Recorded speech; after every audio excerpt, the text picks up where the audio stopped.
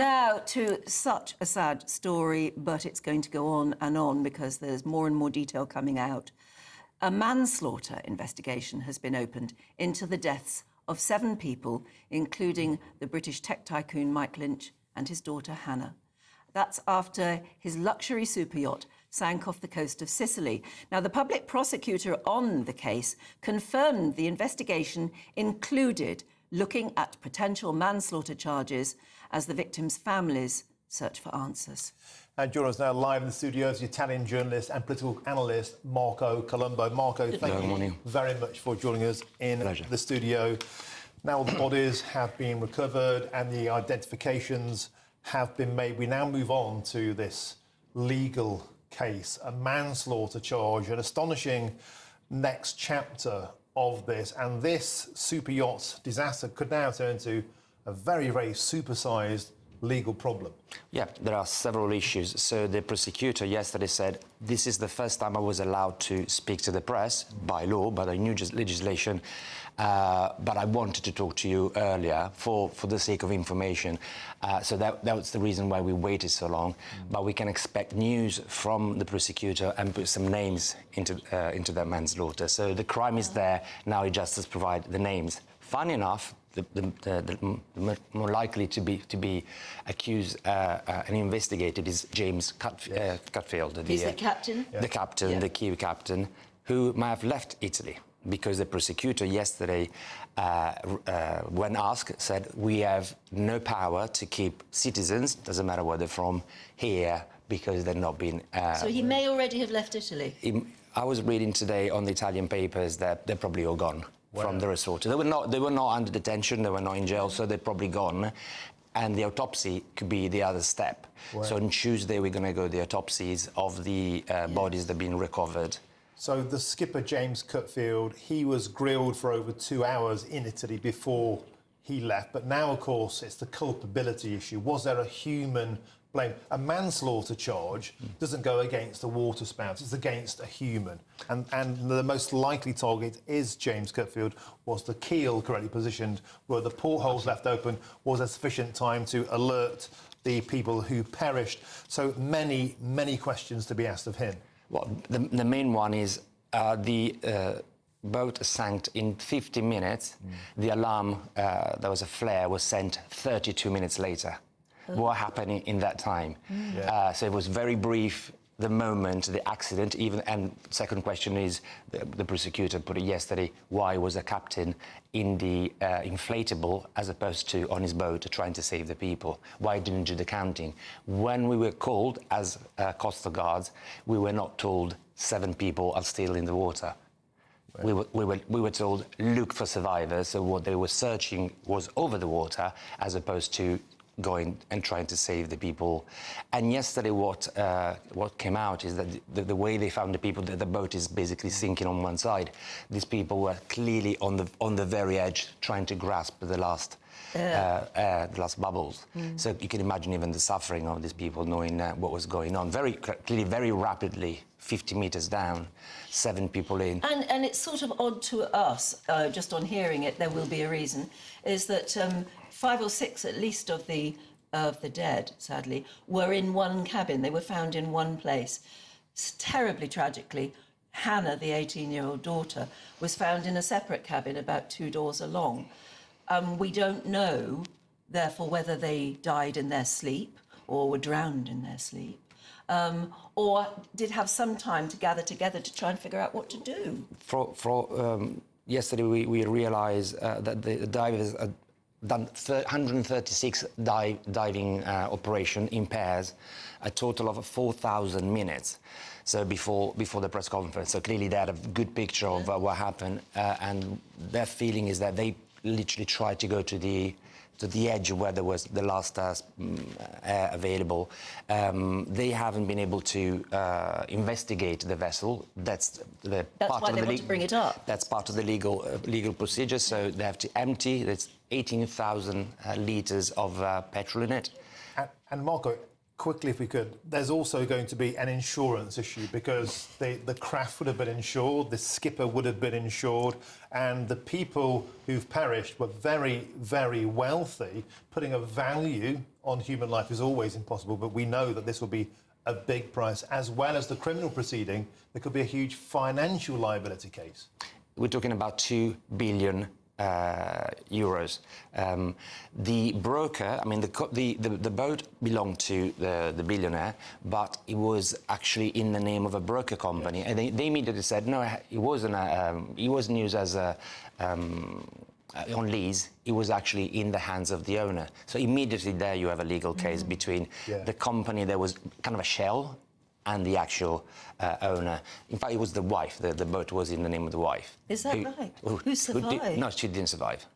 Oh, no, Mike Lynch's wife, I was thinking. Yeah. I mean, yes, it's going to be long, protracted. You said yesterday, didn't you? It's going to take at a cost, and also at a cost, because that was going to be charged. The Coast Guard made it very, very clear. You are obliged to bring it up at your cost. That's about 15 million euros to get that craft to the surface, and they'll want somebody to pay that bill, of course. Absolutely. But the tragedy, the human tragedy, is going to come out as well, as you said, in the autopsies and the witness statements and everything, and it's just going to be so terrible. And I just stress, because I know that people are saying you're only talking about it because they're rich. It's not that. It's just an incredible, tragic human story. Emma, take us to the Sunday Times with the terrible, tragic story of the super yacht. Yeah, I mean, it's just every part of this story is sort of equal parts bizarre and tragic. A completely unexpected weather phenomenon, a tornado coming up in the middle of the ocean, taking down this super yacht.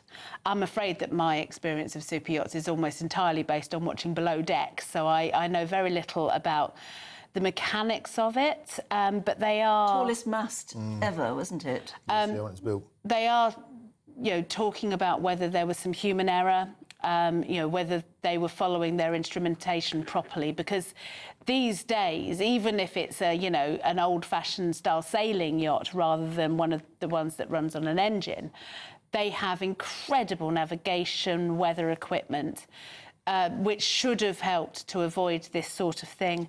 But you just think, I mean, this guy, he was found, he'd been sued, I think, over something antitrust in America. It was basically he was accused of fraud and various money problems. And this was his celebration. 10, 12 years, I think, trying to clear his name in America. And he had, as it says, 74 days from that ending, and his life tragically ending. He'd actually said, I think he'd given an interview. That's right. When he was cleared of all charges, he and his partner. And he said, now is the start of my new life. Yeah, absolutely. This is my second life, he said, and of course that's cut tragically short. Tom, moving forward, it seems now the super yacht saga is going to become a supersized lawsuit.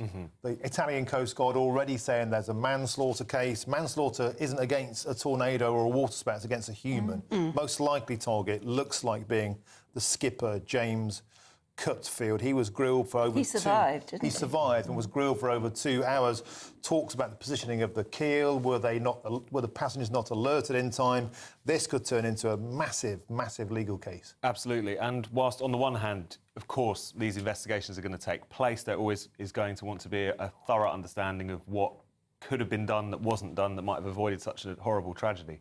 At the same time, I do think that sometimes there is this rush to just find blame for what is often just a freak accident and a desire to kind of make it make sense. But that's not to say that something might not be turned up by this investigation.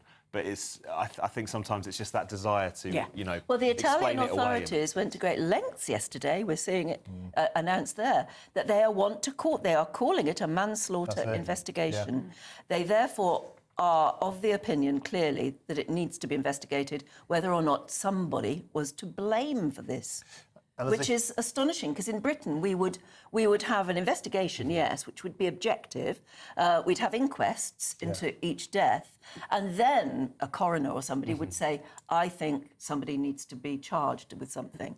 But here they're doing it straight away. And I imagine at least part of the motivation for being so on the front foot with this is because the world is watching. It's such a huge story transatlantically as well as in Europe. But as you say, that the kind of sequencing of it is a little bit odd, at least from a British perspective. It's interesting how we've been speaking to journalists throughout the entire time in Italy. I think we're going to be joined by a Sicilian journalist in a bit. And the police were very, very reluctant to give any information out at all to the media. So there's this vacuum where the conspiracy theories were filling it, and now it seems almost over supplying the media. Right, it's a manslaughter case where they're going for sort of DEFCON 1. And how do you put a price on a billionaire's lost life? And his family and the other people on there they were all very, very wealthy. It could be a huge compensation case. I think they're very mindful, don't you think, of the Costa Concordia? Yeah. And the fact that, lives were risked and people lost their lives because of the actions, in the end, we know now, of the captain. I mean, I don't think the life of a billionaire is worth more than the life of anyone ordinary. It goes for an insurance claim. But, the insurance company is probably, yes, the ones who might be pushing this particularly hard. This whole case is...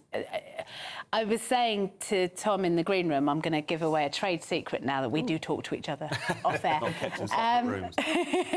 But, the fact that his business partner died on the same weekend... On the same day? On the same day. It is fueling. And I don't believe in conspiracy theories. And even I went, hang on. I know. You can't stop yourself. And so I looked up how that man died. He was the co-defendant of Mike Lynch. The two of them were charged, and the two of them had to fight for their basically to clear their names. Yes. And they were both looking forward to a new chapter in their life. And he was out jogging, and it clearly was a terrible accident. Yeah, absolutely. And this is the thing, coincidences happen. It's just that our brains love to make patterns out of things, and I think that's what's happening.